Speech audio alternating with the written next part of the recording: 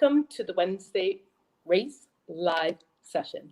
First, we want to extend a warm welcome to those who are joining us for the first time this week. We really appreciate,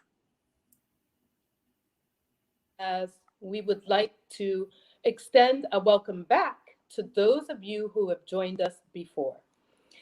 So since you're joining us, we want to just give you a little bit of context about the series. So this is a series between R.A.C.E, Raise the Awareness of Coaching and Education, and the Bella and Bella Productions Foundation. I'm Gina Nelson, who I am the founder and chief creative director of Bella and Bella Foundations.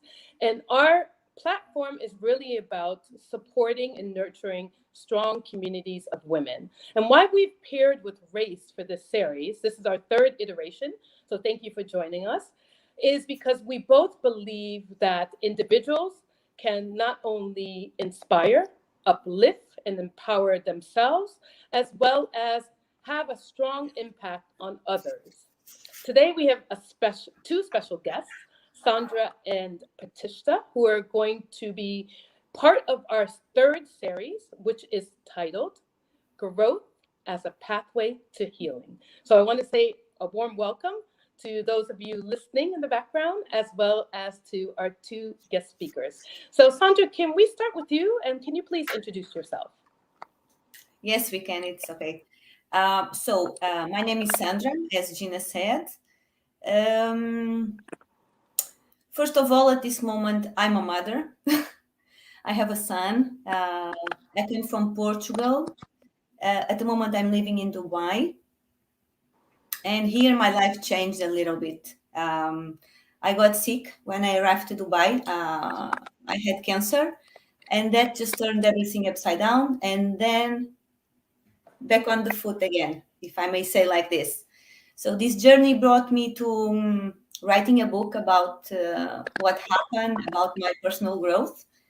The book is called The Dance of Life, if you want to check later. And what I do now is I work especially with ladies, individual or groups. If they have a problem, usually it's a deep pain that comes from life, from cancer or from a divorce or from a relationship, and then we try to work on it and overcome. And that's why it came the growth as a pathway for healing. Why do I work like this, and what is my background? Why do I speak about this? I'm a teacher from profession. I'm a psychologist. I'm a practitioner from traditional Chinese medicine. And along the years, as I was getting contact with persons, behind every healing, behind everything, I found always a pain. And it was the pain that developed everything. So my background is always working with people and try to uncover the pain that it's behind of what's happening in the present moment in life for everyone. I work from Dubai now, but that's me now. I'll pass my time now for Pratishtha if she wants to speak a bit about herself. Okay, thanks, Sandra, and thanks, Gina, for calling me here. So, about me, I'm currently working as a leadership wellness coach. Specifically, I help leaders who are suffering from chronic anxiety and panic attacks to lead an anxiety free life. Where I am coming from, well, I'm an engineer and an MBA by qualification, and I was working as a data science consultant in an MNC for long period of my life. And throughout those periods of my corporate life, I realized that things were not as I wanted to be. On the surface level, everyone was like, "You are having the perfect job. You are having the highest. Like, it's called the most sexy job of today. If you are in data science, working in artificial intelligence, and that too in an MNC. Uh, and I had a perfect family for people. I had my husband and my in-laws. They are very supportive, but it was all on the outside. Inside there was like a different me, someone who was struggling day and night, working 16 to 17 hours, suffering from anxiety. And there was a point in time where I just had to stop. And as we'll go out about in our session, I'll share what happened. But that was a time where I started understanding what is happening to me. Why is it happening to me? That was a question. And this journey started in 2018, where I quit my job and I started on this process of healing and towards growth. Because before that, whatever I was doing, I was just following the herd. Okay, because in India, every second person wants to do engineering and then MBA, and then we get a job, high paying job, because if you are from a middle class family, the first thing you think of is get a job. So that was the path I was following, the regular path. And it took me a lot of pain to uh, just understand this is not my path, this is not for me, and then get on my journey. I am now a certified NLP trainer. I'm mindfulness coach. Along with that, I'm doing my ICF trainings and learning. I'm on the path to my PCC. So now my journey is completely different to what my earlier education background was. And the best part is that whatever I'm doing, it makes me happy. So thank you so much. That is about me. Thank you, ladies, for the wonderful introductions. We're going to delve deeper into your stories as well as how you've made different transformations in your life. So, I want to just share with our audience who are joining us today and just joining what the objectives of our session, our roundtable discussion is, even though we're in different locations. So, first, we're going to take some time to unpack the definition and the meaning of healing. And both Sandra and Pratishtha will both share one of their experiences. Then we're going to explore the connections between the mind and body and how that could influence your healing. And then we'll discuss our own journeys, how in our own journeys to heal ourselves, we could also create space for others to then heal themselves. And then last, Pratishtha and Sandra are going to share 4 ways in which evidence-based ways in which you can be on your journey to healing. So I'm going to begin and just start with Sandra. Can you just start and tell us what is your definition of healing? And maybe if you could articulate also what it isn't, so that our audience members listening today have a clear idea of what healing entails. For me, I'm very practical. Um, and there's a general definition for healing that I used to say it's like the process of becoming healthy. If we go to the basics, healing for me, it's the process of becoming healthy. Then it gets complicated or complex. Why? Because we can say that we are healthy in the body, we are healthy in the mind, in the way we think, we are emotionally healthy, or we can go beyond and we can say I'm spiritual healthy, and or all of it. So that's where I start with the definition of health. Um, because if in a moment I have a physical pain, so I will address that pain so I can become healthy. But if I'm for instance, if I'm in a relationship and I'm emotionally not healthy because that is damaging my emotions, so I need to address that emotion or that group of emotions so I can get healthy again. So it's another type of being healthy. And then when nothing works and we say, I tried everything and I'm not okay. Then we go to the energetic part, the spiritual part, where we can do another type of healing. So healing, it's complex. If someone wants to sometimes ask, so where do I start? Start with a pain, with a physical pain, where it hurts, because that's the bottom of the process or the beginning of the process. Imagine that you have a pain in your arm, I'm just hypothetically speaking, and the pain doesn't go away for nothing. We tried everything. So we will dig into that pain to initiate the process of healing. And when that physical pain is being cured, everything that is around the pain, it will pop and we can address it, and then we can go in our path to healing. What happens is, um, sometimes in the process of healing, we adopt one, how can I say, one personal position, and we mix pain with suffering.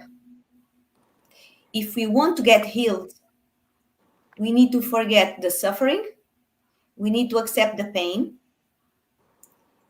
because that's now when I go to the other part, what is not healing? Not healing for me, it's when we stay in the how can I say, in the position of I'm always suffering. Oh, poor dear. Oh my God.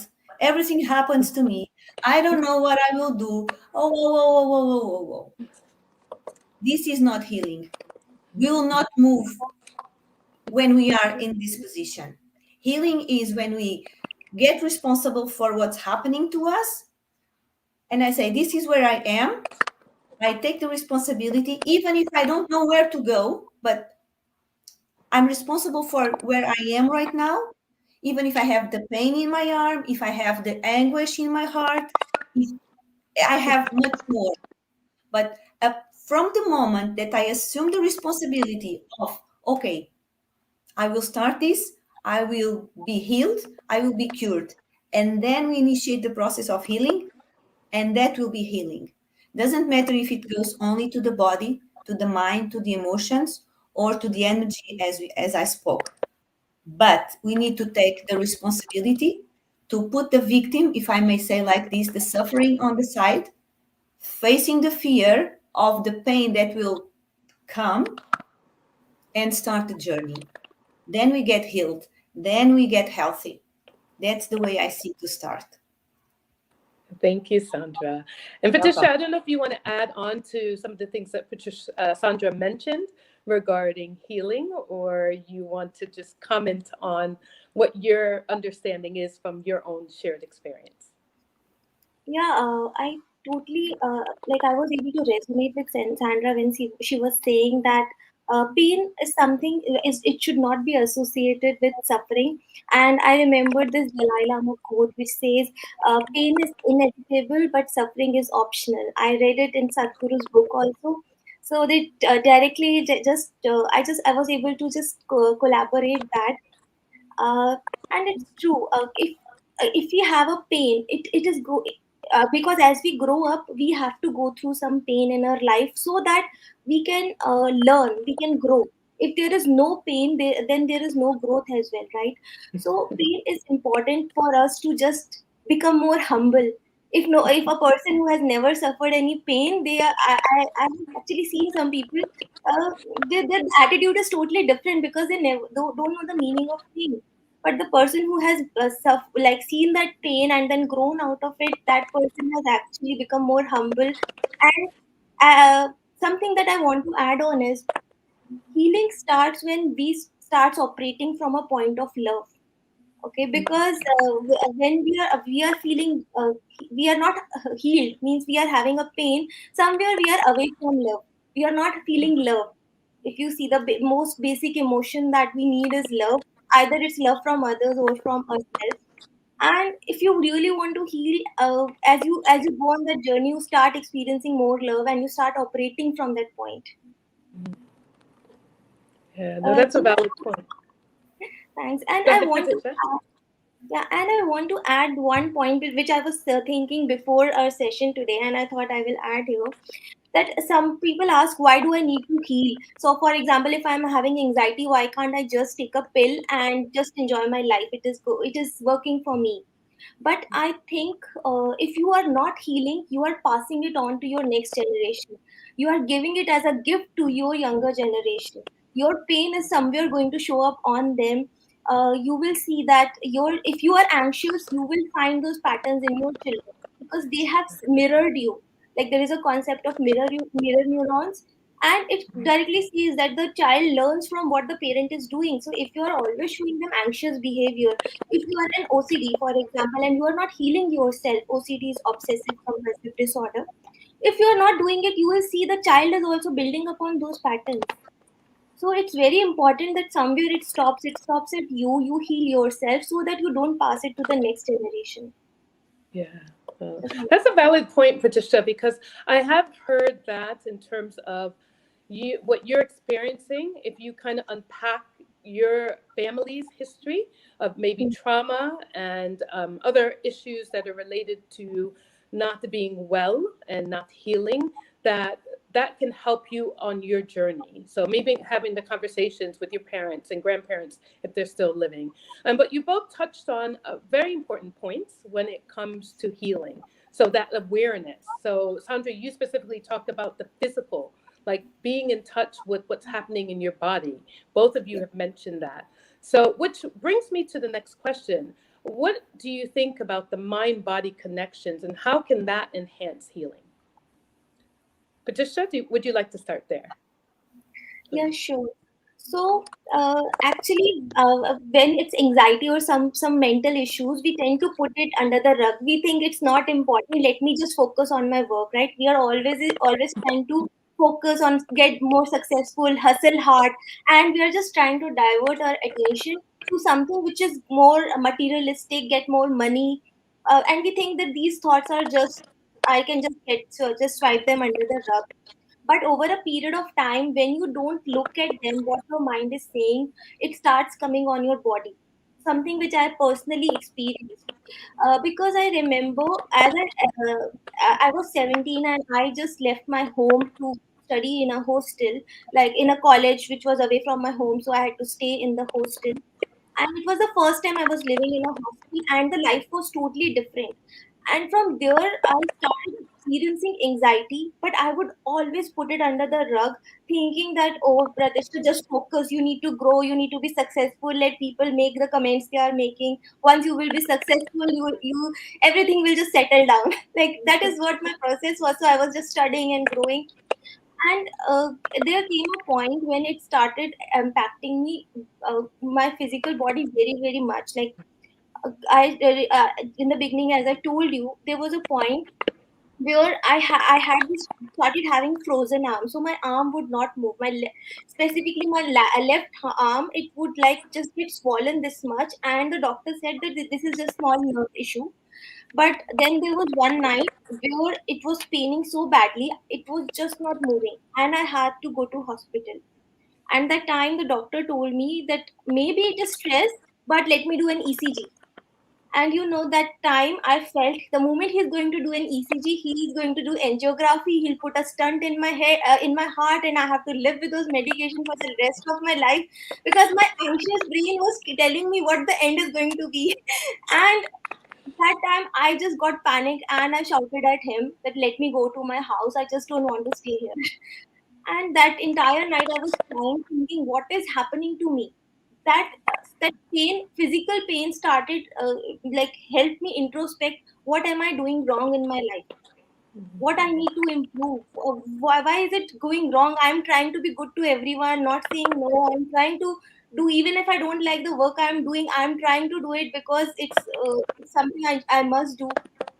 And from that awareness, from that pain, this journey started, and I started learning from mentors and coaches. That time I seeked help. If the physical pain would not have come at that time, maybe it would have taken me more years to start my healing journey, and it would have been a bigger problem, maybe real heart attack. I don't say it does happen with people. As I'm talking to a lot of people these days, I hear them telling the problems they are facing because of their anxiety. Few days back, I had a person who was telling about IBS. He was having irritated bowel syndrome. Like to go to study that it is directly coming from stress. Okay, so somewhere stress needs to be taken care of if you want to get rid of IBS. Similarly, there are many diseases. If you don't take care of your anxiety and your stress, they come as big diseases. So somewhere you just the moment you have a small disease, just connect with your body, and understand and start your healing journey. The sooner you do it, I think the easier it will be. Thank you for Patricia for sharing that. And it's true, like we know our bodies best. And sometimes just being in tune with our bodies, and there's great connections between that and healing. And Sandra, thank you, Patricia. Sandra, how would you say those mind body connections exhibited for you along your healing journey? I can see in oops, in two ways. Imagine that here we have the body, and here we have the energy. So from the body until the energy, we can see our mental and our emotional in the middle. Okay. And I'm going to base this on the Chinese on the Chinese medicine principles. It's easy to understand. Um, we have the body down, and we have a pain. Chinese medicine says that we should address the disease before it's manifested in the body. So we should address the disease when she's in the energy level. But how do we know this? How do we know a disease is there if we don't have any physical manifestation? So we have to dig deep. We have, we say, how can I'm just missing the word, like signs. Imagine that we don't have a physical pathology instant. Or I'll give you my example. I had cancer. The cancer was in my body for a long time. I didn't know. But the signs were there before. If I would see the signs before, like mood swings, like uh, some very tiny changes in myself, I would be able to address it before. What happens is sometimes we are not aware of the small things that say something is there that you need to pay attention. So what happens is we just address when we come to the level of the body, and then we go up. If we are lucky to address when it's in the level up of the energy, we would save a lot of the diseases in the body. So this is a connection. If we see something in the body, we know that the mental is affected, we know the emotions are affected, and we know the energy is affected. If it doesn't reach the body, it's on the emotions or the emotional, sorry, and energetic. But when it comes to the body, that's why we need to go back. And that's why Pratisha was saying she had the pain. The pain was the last call. It is for all of us. When we have physical pain, it's the last call for something that it's not working with us. And you can have a very easy way to see it. Imagine that you go for an exam, and you know everything. You are a perfect student for that matter. You know everything, you are super ready, but just before the exam, you start like, and you have to rush to the bathroom because you just flushed it, everything, all your emotions, all your mental, all your fears, everything. Just go to your gut and you have to release it in a matter of speak. So this is what it should happen in the process of spiritual or mental body. We should, when it happens, we acknowledge until the bottom of the body and we release. When we don't release, we get pain. That's how I see the connection both ways. Yeah, valid points that both of you made in terms of being aware again, the awareness that something's taking place in your body that's not right. And Patricia, I know you specifically said it was maybe expectations, maybe it's cultural expectations about what you're supposed to do in terms of your job, in terms of performing, but really being attuned to ourselves and our bodies. I want to ask both of you something. Where would you say, because we know that emotions and the mind is very connected, what kind of techniques you've used personally in terms of managing, I don't want to say managing your emotions, but being able to channel your emotions in a way that will help you on your pathway to healing? So if you could share a technique that you currently use with our listeners today. So Pratishtha, can I start with you? Yeah, I use a lot of the techniques that I have learned from my mentors. A lot of visualization that helps me, um, and a lot of journaling. So don't write on the notepad, though I say everyone to write it. To confess, I cannot write on the notepad. My handwriting is really bad. If anybody would go back and read, they cannot. So I put it on my laptop or my phone. Whenever I'm feeling something, I put it out. So a lot of journaling helps to me to clear my mind, and a lot of visualization where if I'm not feeling confident, how I visualize myself in my confident avatar. So I do a lot of that visualization, self hypnosis, self hypnosis. So a lot of meditation and visualization that has helped me actually make a move. And then there are some other techniques which I do at the advanced level that helped me from my coaches and mentors that I have learned with me. If I have to share just one, it would be simplest would be write whatever you have on a piece of paper. It releases a lot of things and clarifies a lot of things in your mind. Yeah. Thank you, Patricia. And Sandra, I'm going to have you add to that. But Patricia, I agree with both of your methods. There's such great power in journaling in terms of, channeling that energy. Sometimes people do a brain dump. They may do it in the morning. They may do it when they're anxious, etc. But it's extremely helpful. I do it myself. Sandra, please. Thank you. I'm going for something out of the box and fun. Because we all know journaling is really important. I do it.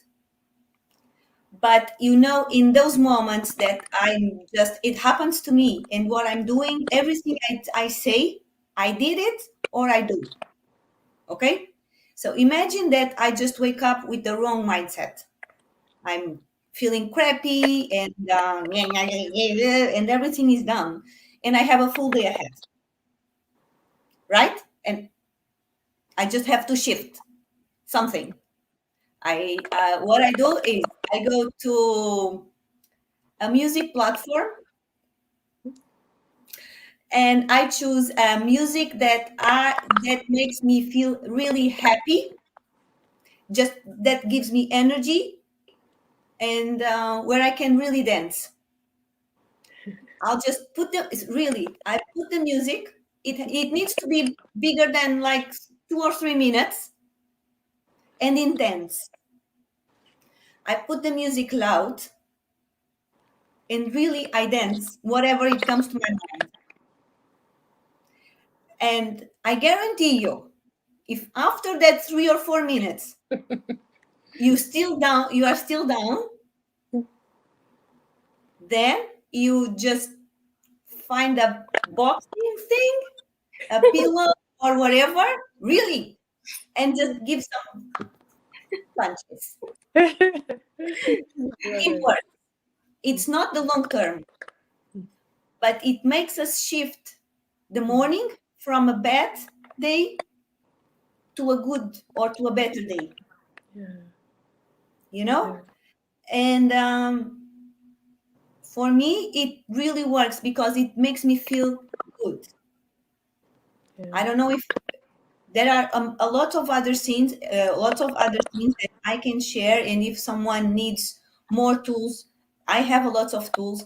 I know Pratisha has a lot of tools, but this one acts in the moment. You have to deal with the moment. You have a full day ahead, and you cannot afford in that day to stay at home. So you have to shift. And the bad emotions that come to our mind, sometimes they are hard, they are strong, and we cannot shift by ourselves. And sometimes journaling in this moment, it doesn't help. So this is my kind of SOS. Just go for We love it, Sandra. We'll be all dancing with you. We actually love it. Wow. Yeah. But I love what both of you talked about. I mean, because I think both of your techniques help to reframe the situation and help you with going through whatever emotions you're going through. Different techniques, but both equally powerful. So thank you for sharing that. We'll now go to how the last part, because remember we said that R.A.C.E and Bella Foundation is really about empowering individuals. So, how can you say your own personal journey of healing has helped create spaces where individuals can actually take the time and do a lot of unpacking and discovering to actually heal themselves? So, Pratishtha, can I start with you, please? Um, my personal healings, the way it had supported me is like I was able to make big decisions of my life. If I was not, if I had not taken that journey of healing myself, I would have been the same person. I was not confident enough to speak this much. I remember on this journey, I had practiced keeping my anxiety on side and speaking to you. Like if I have to really speak in front of a big audience, there was a point in my life I was not able to do that. But this healing helped me, and somewhere because I am healing myself, I'm working on myself. When I'm sharing with people, it comes from a point of authenticity and something which is more practical, something which I'm able to apply on myself. That is what I'm sharing. Also, it helps you that you are able to operate from the point of love and not expectations. So if you are healed, if you're on that journey, when you are giving, you give with all your heart, not expecting a lot from people. If someone has not healed themselves and they just study some books and they come sharing that knowledge, somewhere I feel that is just knowledge. So if you really want to help a human being, it's not a code, right? If you learn a code, you just put the code and it's running. It's not that. It's a human being. So if you're helping a human being, you need to be human, and you need to feel yourself somewhere. You need to know how these things are working, which I think has is helping me, helping my clients get those breakthroughs. So that is what I wanted to share. Gina, can I share something which when Sandra was sharing, it was coming in my mind, and like now I don't stop myself from holding over. I should not speak. So I just wanted to share something. When she was sharing an SOS, I was thinking, wow, yeah, why didn't I thought of sharing an SOS? And I think I would like to share that. Do I have your permission? Yes, of course. Yes. Her technique is amazing. Something which works for me is more on controlling my breathing, because I find that when I have those negative thoughts, I am breathing. My breathing is very shallow, so I just take few minutes, not much, just 2 to 3 minutes, to just straighten up my body and just breathe deeply. That itself starts getting me in the positive side, and then I ask myself a question: what do I want my perfect day to look like today? And that gives me a breakthrough. So I just wanted to share. When she was sharing, I said, yeah, I should also Yeah. share. Thank you, Patricia. You just reminded me that actually is something very important, the breathing and paying attention, slowing down your breathing, because that definitely helps and changes your state, whatever it is. And it also reminded me of something that Matthew Kelly, who's a Australian author, when he talks about, he thinks about what his perfect day is going to look like. So I'd like that you shared that. Thank you, Patricia. Sandra. Um, can you just repeat so I just make the connection? The question, Okay, we our were personal journey and opening the space for healing, right? exactly about Yeah, your personal journey and how has it opened the space for others. Yes. yeah. Well, when this started, I didn't know I was using or these tools or what I would learn would be used as a tool to work with others or whatever. Um, so I have three things that it defined me in the beginning, and probably now you will see how I evolved from there, and you see what happened. When I was a teenager, I was like the invisible girl, always quiet, an introvert, very shy, and always on my place. I would be scared to death to speak. I just couldn't speak to more than one person at a time. I would be shivering and sweating and just be in the corner, back in the room. So this was me. One day I realized this was not being healthy for me because I was always anxious. So I decided to see, why is this happening? Why do I get anxious if I have to speak? We all have one mouth, so we all can speak. So why do I get anxious about it? So that's where I started to let me put myself out there. If someone addresses me, I will speak with that person and with one more. Even if it's just saying hello. And when I decided to do this, I said, oh my God, now this is coming to me and I have to say hello to another person. But I decided to face this. So this was one thing. So I changed from an introvert, from a shy person, to kind of a normal person that can have a social conversation, but never a speaker in my mind. But I say, let's go. Let's move on. Until the day I turned 18 and I got my driver's license. And I was, yeah, very good. And my mom and my dad, they were really amazing. And they offered me a very old car, but it was a car. And I said, yes, now I can drive. That was not good.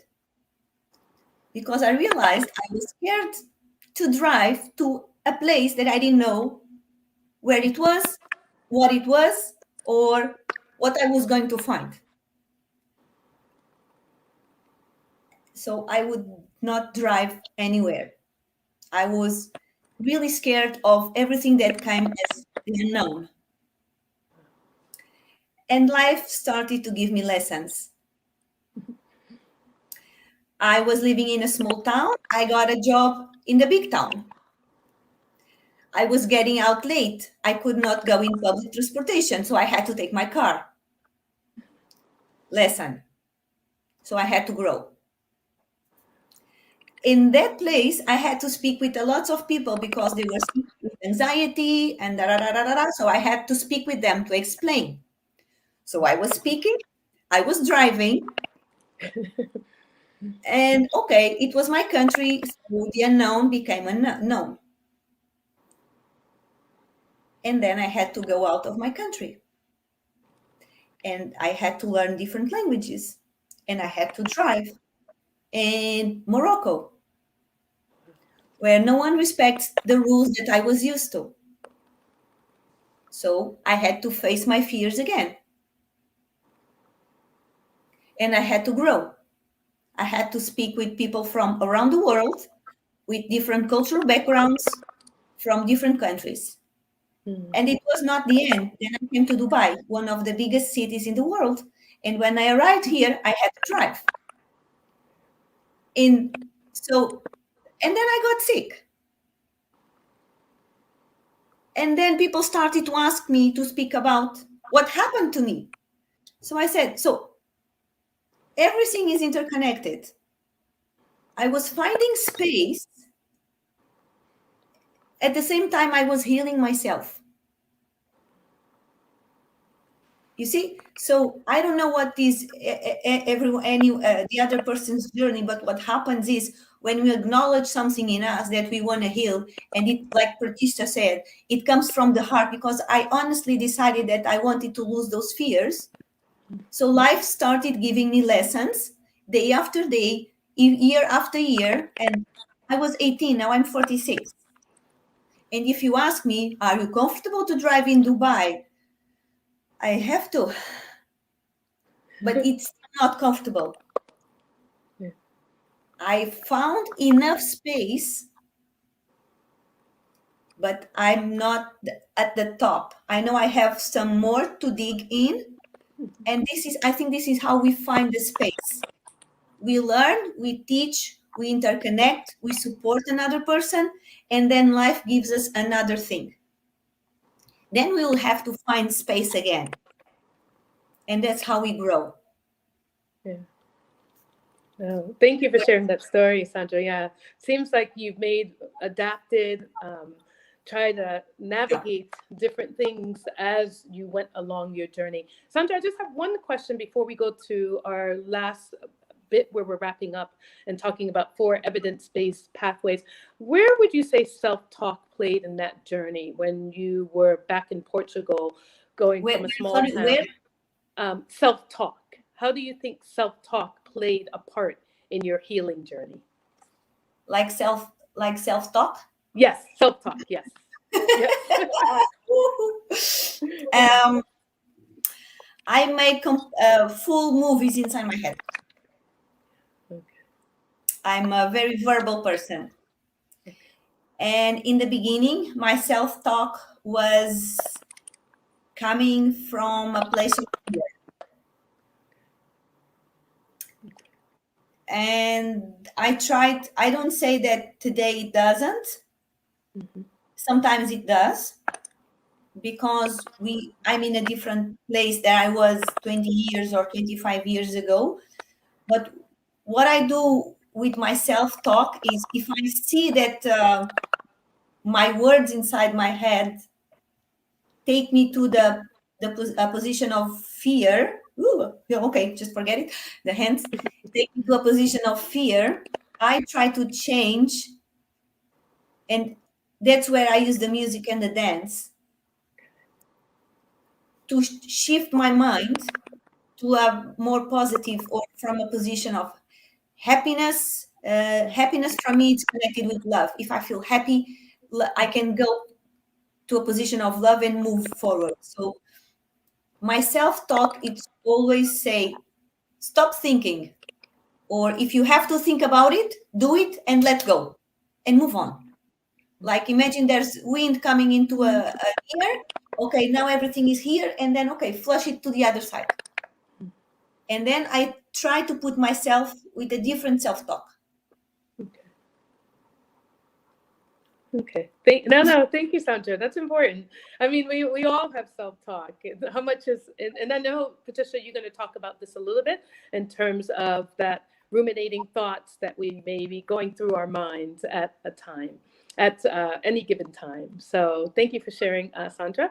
So we'll start and actually wrap up our session with the 4 evidence-based pathways.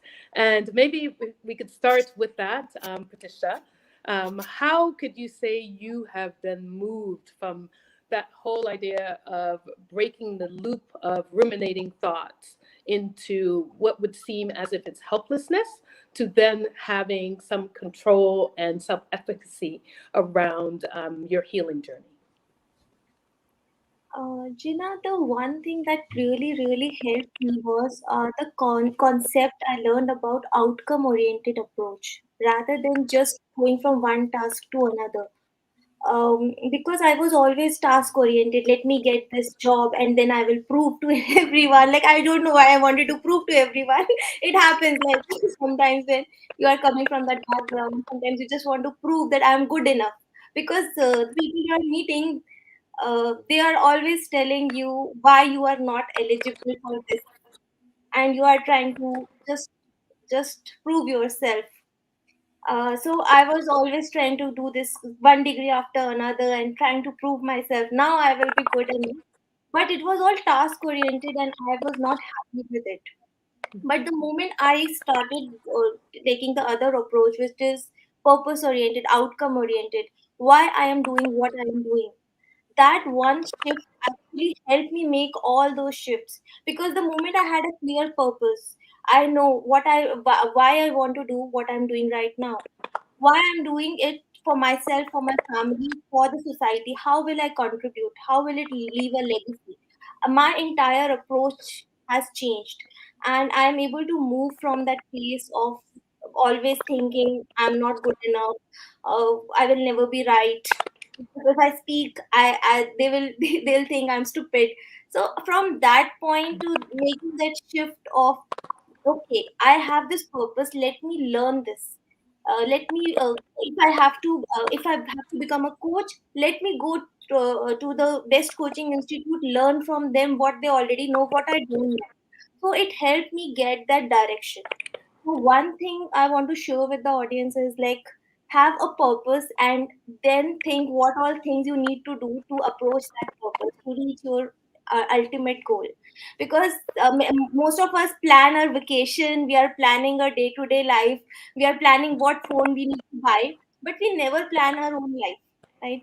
We are not planning our own life. So just sit down and make a plan for your own life, have a purpose oriented approach, so that you are not feeling lost after every problem. Because still today, when I'm in this journey, I know I face setbacks. In fact, I want to share, yesterday I was talking to someone, and from the very first conversation she was trying to find out what is wrong with me. So ultimately she was able to find out that I cannot do what among two or three things. I was able to do one, not the other two. So she said that I cannot have you. I said thank you very much, but it did not. It no longer hurted me. If it would have happened like 5 or 10 years ago, like I would have been devastated. Why is she doing to me? Is it because of the color of my skin? Because of the way I was speaking? What is happening? But yesterday I felt okay, thank you. Maybe not right now. No means not now. Maybe that's how I have started taking a no. It doesn't hurt me that much. I don't have to prove her. No, listen, I am good enough. You have to take me. It's no longer coming from that space. It's like, okay, if we are meant to be on the same journey, we'll surely get along. Otherwise, that sense of detachment has come because I know I have a bigger purpose. I'm working towards a bigger purpose. So one thing is that. Uh, do you want Sandra to share one tip and then I share the next, or Oh, you do I? okay? Yes, you could continue, Patricia. You might as well continue, and then we'll move to Sandra. So, thank you for sharing that around in terms of finding our why, being connected to our purpose, and that's helping you on your journey. Sure. Would you like to share the next tip? Yeah, the next is like from monkey mind to a monk mind, and that is a journey. It doesn't happen in a day.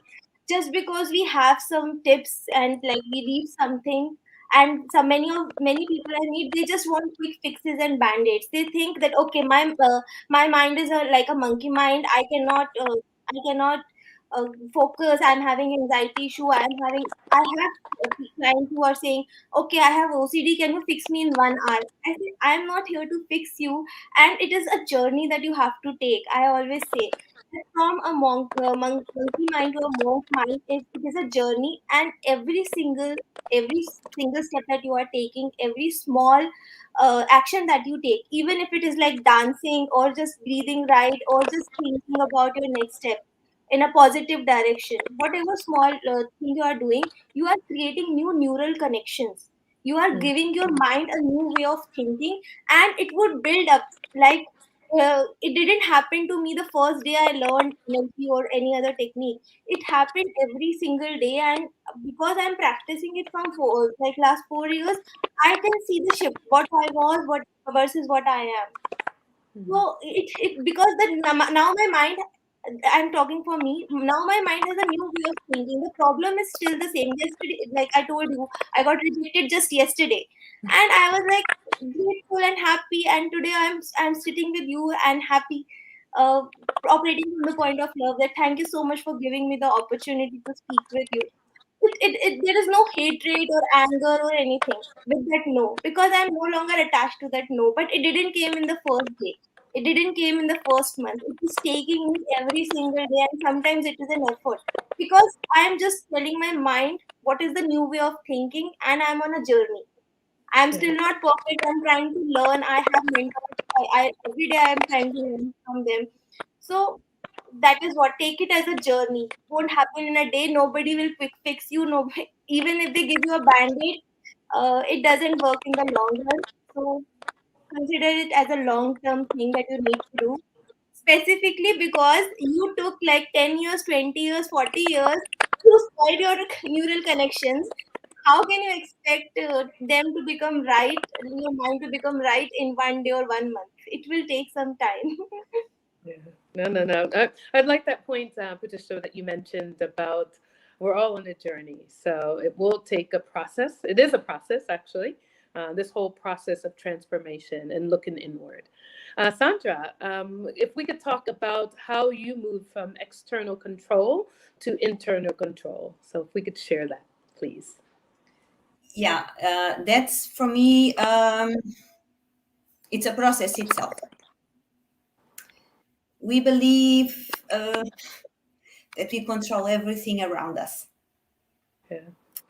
and we do everything in our reach to have everything pretty neat and everything controlled so the day can go smoothly. And then we just put ourselves in our car and we have a hole in the tire, and the whole day just turns upside down. And we just say a bunch of bad words and we get our day just damaged because we allowed ourselves to let the external control our emotions, control our day, control our mood. It's not easy to shift. It takes time. It's the same as shifting from being a perfectionist. I was a perfectionist to allow myself to fail, allow myself to choose different if the situation requires, even if before I said something different. What I want to acknowledge with this is when I let my life be led by external control and by what others say, and that will influence my whole day, and my mood gets influenced by what is happening outside, I will never start any journey. I can't. No one can, because we cannot control what's in the outside. Or the only thing we can control is how we feel about it, how we can act and not react. So what I try to do, and I say try because this is a challenge, is every time I see that I'm being influenced by external things, I'll just stop what I'm doing. I literally stop what I'm doing, and I try to understand, why are you reacting like this and not having a proactive action? One time I was so into this, I didn't realize I was driving. I was anxious. I was furious about what happened. I was going to do something for a group of people, and I said, I cannot get there like this. I just can't.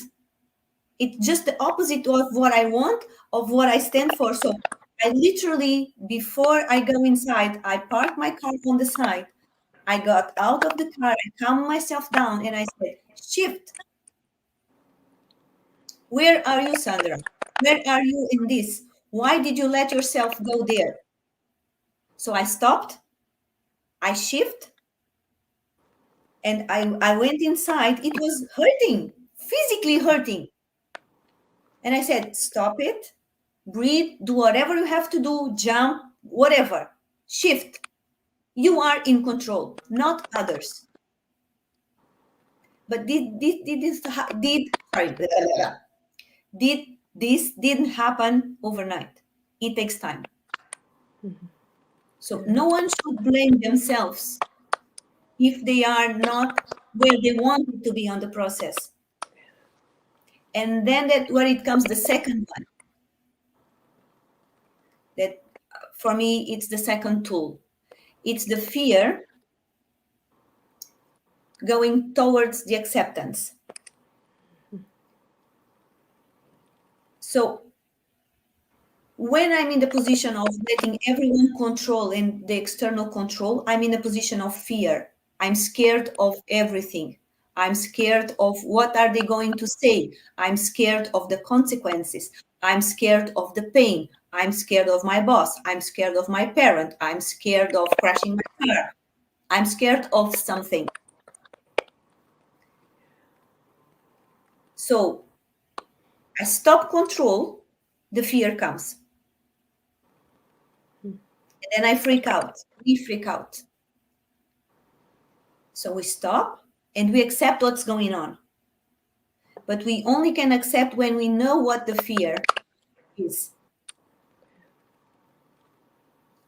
So when I know I'm scared of driving, as I said before, I have to accept the fear of driving. I have to say, I'm scared of driving. What can I do about it? Should I start just driving for 200 meters? Or should I go to do something deeper? And this goes with a job, or it goes with a illness. So first is letting go of the external control and shoot for an internal power. We have it. We just don't acknowledge it. The second one is admitting the fear first, so then we can accept the fear and heal what we have to heal. These are my two ones. If I was clear enough. Yes, thank you, Sandra. Acceptance is extremely important. But you also touched on something, both Pratishtha and Sandra, about the need for self-compassion. So we are at different stages of our journey. So it goes back to having compassion for ourselves along the journey as well. So we're running out of time, so we only have time to take one question from the audience. Thank you for the wonderful conversation and for the authenticity and sharing from your heart. We really appreciate your stories and your journey today. So we have one question, and either Sandra or Pratishtha, you can answer this. It says, you talked about control and how that helped you with your fears. How do you deal with negative thoughts if they are triggered? I think both of you talked a little bit in terms of tips that you would recommend, or the things that you do to help yourself with the negative thoughts. So Pratishtha, do you want to just take a minute to answer that? I think the question is for Sandra because she mentioned it. But if you want me to take, Sandra can speak first and then I will take. I think. Okay. Sandra, would you like to answer that? And then Pratishtha, if you Yeah. have anything to add. Sure. Thank you. A negative thought, it's so easy to come into our mind. It's very easy. Just imagine that we had a bad night of sleep, and we get up, we get out of the house, and something happens, and all the crappy things come into our mind. You cannot do it. Da, da, da, da, da, da, da, da. What I do is clearly, I look myself in the mirror. If I'm in my car, usually because I have to drive, I look in the back mirror, or I just look myself in the mirror, or just take your cell phone because we can see now ourselves in the cell phone.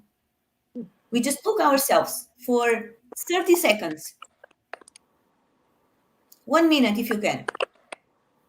Just acknowledge the person that is on the other side and tell that person, that's us, right? We just tell them, just like this, if you have to, it's really like this. Hey, stop it. You are better than that. You reached this day. If you were able to get here, stop that and go on. Breathe in, breathe out, don't freak out, put a smile and move on. Take that out of your head, because you cannot say bad words here, but take the things, the negative thoughts, and move on.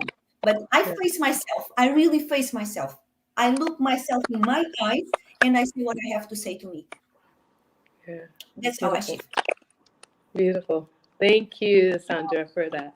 We're going to wrap up because we literally have 1 minute. Thank you, Sandra. Thank you, Pratishtha, for joining us today. Thank you for our audience who joined us today.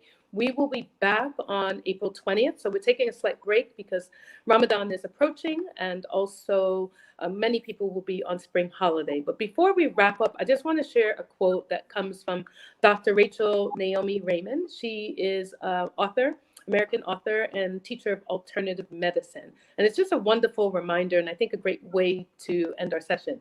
She says, "We are all healers. We heal with our wholeness, our humanity, all of our life experience, even our wounds." So I just want to end our conversation there. And thank you again, Pratishtha and Sandra. It was so lovely to have you today. Thank you again to our first time listeners. We are excited that you were able to support us today, as well as those of you who have joined us for previous sessions. We will see you in a few weeks. Thank you and good night. Thank you so much, Gina and Sandra. It was amazing talking to you. Can I just share one quote before we end? Sure. Yes, So this it's still quote going. is, So yeah, it's like your wound is the place where light enters, which was said by Rumi. And I think if you are having a wound, just use it as a place where you heal and you spread light by growing and contributing. Thank you so much. That is what I wanted to share. Thank you. thank you. Thank you. I love Rumi and I love that quote. So thank you. And we'll put that in For the show me, notes it's somewhere. just And Sandra, thank you you. have a quote? Okay, we might as well continue. Sandra? Quote. Let me think. My quote is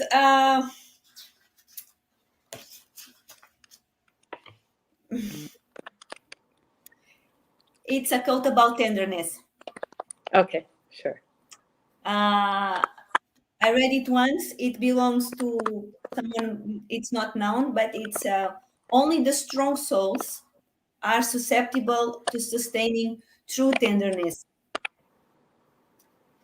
And I like this one because everyone is strong enough to take their life. We are strong enough.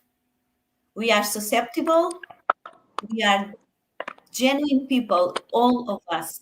So just accept yourselves, be yourselves. And healing comes, and we get these opportunities to meet ladies like you and to speak. So just be tender with yourselves and with others. Thank you. That's a great way to end. Everyone shared a quote. So thank you, everyone. Have a I'll wonderful share it. night. I'll share it. You too. Yes, yes. And Sandra, and please pick up a copy of Sandra's book. Sure. Thank Yeah. you and have a good Thank night. you so much. Have a great night. Thank you, Patricia. Thank you, Sandra. It was lovely. Okay. Bye bye. Okay, bye. Bye. Bye.